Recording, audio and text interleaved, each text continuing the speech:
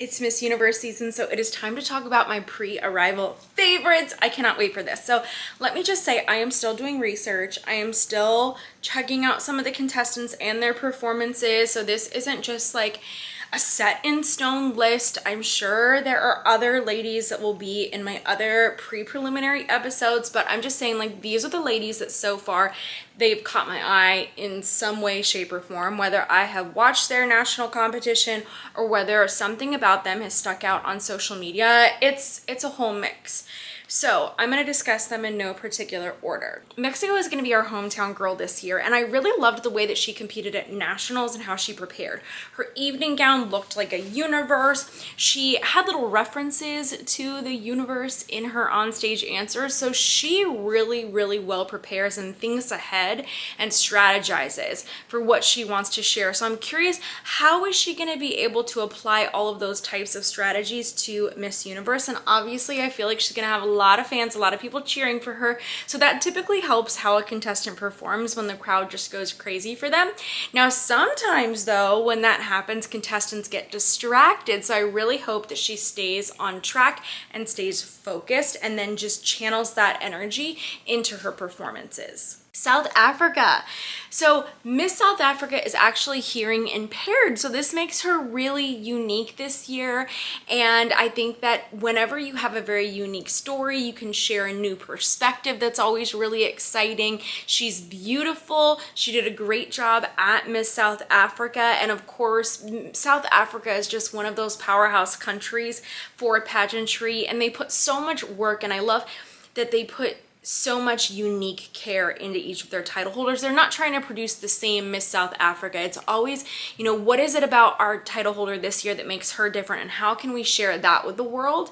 And so that's what I love about their prep, but I cannot wait for South Africa, because South Africa and the next country I'm going to talk about are, in my opinion, really well known for their onstage speaking abilities. So that's something I'm looking forward to. So next I want to talk about Honduras, one of our other moms in the competition. She is just so beautiful, and I posted a little clip I saw of her online on my personal Instagram at Dani Walker, and a lot of people had different comparisons for her, like people that she reminded them of, and there was just like so many great, I would say, complimentary comparisons. But she is beautiful. I love to see the progress of her walk. I think that she just has a really unique look, and by nature of that, she can stand out. I don't know that much more about her beside the fact that she is a mom, and I just love her. I love her. She's stunning. Jamaica. So Jamaica got asked a unique question at her national pageant, and I really loved her answer, and I feel like she kind of made waves in the pageant world because of her answer. But she looked really beautiful. She is so stunning, so photogenic. I'm keeping an eye out for Jamaica because in the last decade they have had quite a few placements, so I would encourage you to do the same. Miss Universe Thailand is typically a big fan favorite, and they've had a lot of placements in recent years, and I've honestly just been waiting for them to take home that Miss Universe title. I think that they're so wonderful, so many strong representatives. Now this year's queen, I do remember that during her onstage question, because she competed for Thailand twice, and in her onstage question, she talked about having breast surgery, and then she talks about women's health. So I don't think that's just in reference to getting implants. I believe, I couldn't get an exact translation of her answer this year. So let me know what you know about her in the comments as well. I feel like she was talking about breast surgery in relation to breast cancer and breast cancer awareness for women. That seemed to be what she was referencing, but like I said, I couldn't get a great translation of her winning answer. But she is really beautiful. She had solid performances, and you know Thailand is very well prepared. Ecuador is really beautiful, and something interesting about her is she's actually going to be competing with a wig this year. So she was diagnosed with Hashimoto's disease, and that causes a lot of hair loss, and she's been really transparent about this journey for her, but she looks so beautiful, and she did a fantastic job at her national competition. So she's definitely somebody that has caught my eye, and I could easily see her advancing into a top 30. Zimbabwe. I've been getting some comments about her on the channel and everybody's like, check out Zimbabwe. So of course I did.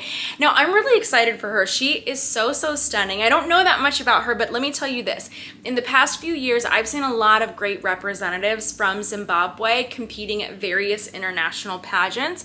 And they've been one of the countries and I'm like, oh my gosh, I want to see them place more. I want to see them advance. I just see so much potential there. I think unrecognized potential in many cases, but she is looking incredible on her social media. I'm very excited for her, so she's somebody I'm going to be watching out for. I've been loving all of her styling so far. I can't wait to see what she brings. India.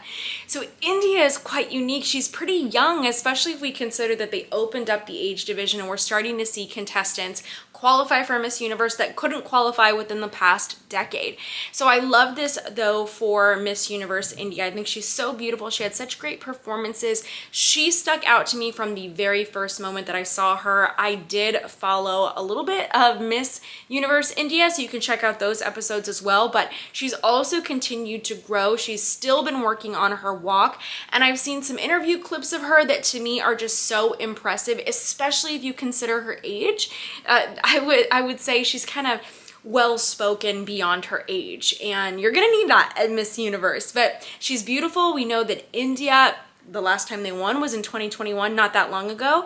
Now this is a new organization, so I am curious to see what she will be bringing to Miss Universe and what her preparation will really look like. I'm gonna mention New Zealand and Great Britain in this episode because they both competed at Miss Universe Philippines, and that is a really difficult competition to compete at. And then after that, they both went on to win separate national titles, and now they're both going to Miss Universe together. Obviously, they've had a lot of training, and I feel like going through the experience of Miss Universe Philippines is such great preparation, win or lose, for Miss Universe. So I have high hopes for them, at least for their placements, but if you don't already know who they are, they might be sliding under the radar for you if you weren't aware that they competed at Universe Philippines.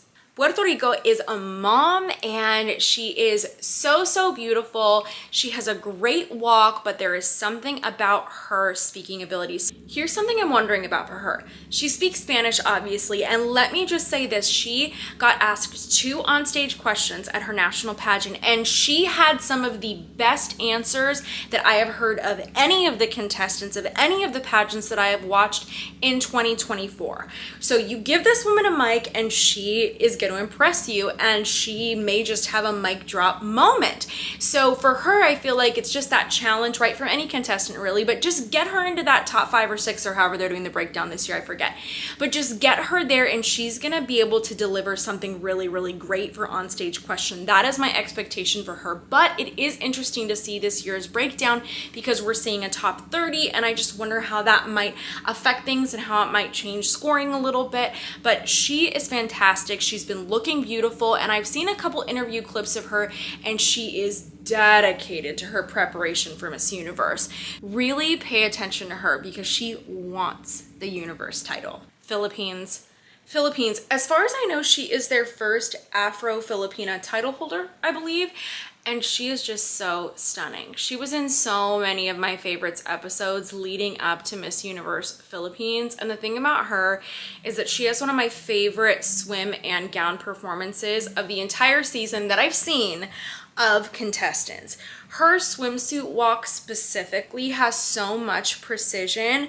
If she can just replicate that at Miss Universe, I feel like that's going to be a very easy pass, at least to the top 30. But I just love her. I feel like she's so photogenic, and she just comes across as so sweet and kind and humble. So I'm a really big fan of that. So not just because she's Philippines, but because I feel like she has a lot of qualifications. That's why she stands out to me. Nigeria.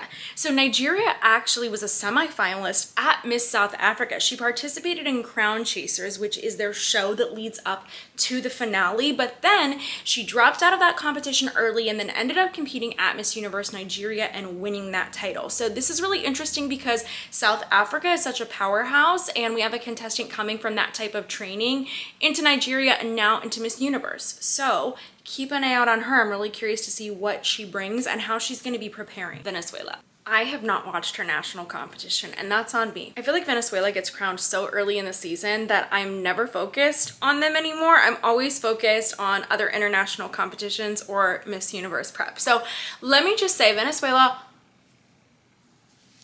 wow. So I had seen images of her, and I'll be honest, when I saw her images, I was like, well, she's beautiful, but that's what I expect from Venezuela, right? So I didn't like see anything that I was like, huh, like that really stuck out to me. But then I saw her in Miami, and I did an episode about that. You can go check it out.